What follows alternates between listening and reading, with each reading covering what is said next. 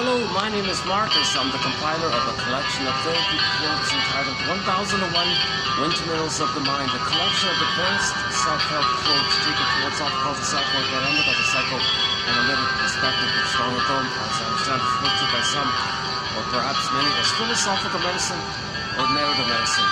Continuing with the tradition to know thyself by making the unconscious conscious. Because in the unconscious, there lies our history. And if we don't know that history, and that history is based on a traumatic script, a traumatic memory, called an insecure attachment style, where the child and the mother had a negative emotional pattern together. And that's in the survival brain, which doesn't know time, but it's our story. The nervous system is going to respond to it. There'll be a lot of stress like that, but the memory is the traumatic script, the psychic template, the psychic stencil, schema, whatever you want to call it. So this quote-unquote fate or destiny or being possessed means the neural wiring is laid down by the interaction. The interpersonal leads to the intrapsychic. Now, if that intrapsychic is based on trauma, that history, that story, okay, which is unknown to us, but that's a major part of us, because that story is going to be recorded in the repressed self, the shadow self, the unconscious self, the one who walks with me, who's not like me, who is me. Someone's living my life and know nothing about him. In literature, it's the motif of the double. So this self of us, the repressed self, or the double self, or the unconscious self, or the second self, etc., that self knows that story.